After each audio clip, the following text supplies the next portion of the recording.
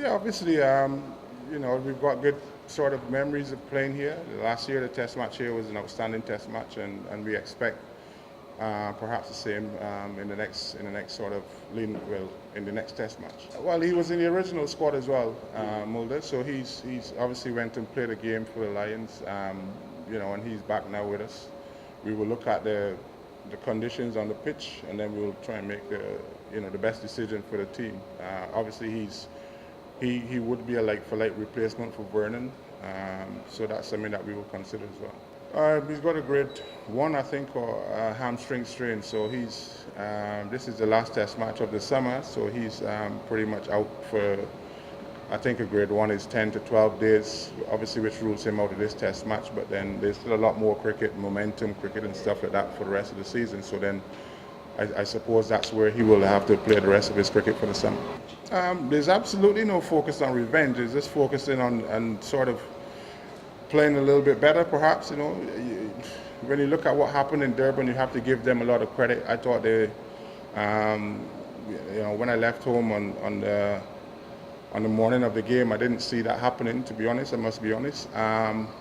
But credit must go to them the way they played. Especially Pereira. He rode his luck early on, but then he settled down when he played really well, and we threw everything at him, and he withstood all of that. We both spin, we went round the wicket, over the wicket, we bounced him, we tried to york him, we did everything, and that's the nature of sport. Sometimes when somebody has a day like that, and he then makes a personal best score to win a test match, I guess history is sort of littered with performances like that before, and obviously when it happens against your team, it's sort of it's tough to take, but at the same time, you've got to give him credit for the way he played as well.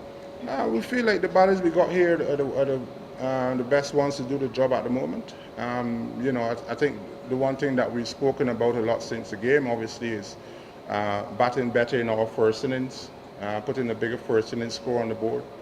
And that's one area that we know that we need to improve on for this game if we're going to win this test match. But we feel like we've got the right batters here at the moment. Yeah, I would think so. I think, we watched video of all of them, so we saw them on video, but some of our guys had never faced a left-hander before. You can look at all the videos you want, but you still have to go out there and sort of face up to him. And perhaps he surprised a few guys with his skills, but, we've seen him now, and I would think that we will be better for it second time around. Not necessarily. I thought we got our tactics spot on. I thought we all the things that we wanted to do, especially in the first innings, we did. In the second innings, again, we got our tactics right. But you can get your tactics right, and somebody can still count to them and play an innings like Pereira played. And I can't stress enough how well I thought he played. And to win the game for his team. Sri Lanka has been on the road for quite a long time now, and so on as well. So I guess that gives them a massive lift. And we just have to get better. I have no problems at all with the schedule. We knew this 12 months ago that we have 2 test matches against Sri Lanka and then 5 one-day internationals. So, and we've prepared for it. The thing is that we don't. What happens here has very little relevance or very little effect on how we prepare for the World Cup. It's obviously disappointing to lose a test match, but the World Cup thing is a separate issue altogether. I would think so. I mean, at the end of the day,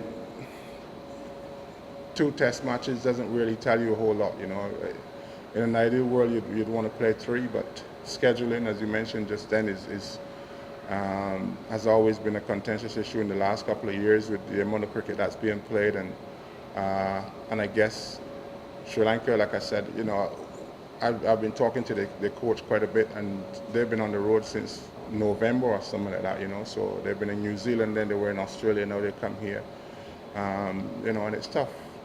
Getting the schedule right for everybody is tough, but to get back to this test match, obviously we're disappointed to lose the way that we lost in Durban, but we're also looking forward to the thing about cricket for us and sport in general is that there's always another opportunity to put things right, and we're all very eager to get things started. Obviously 2 preparation days and then get things started on Thursday.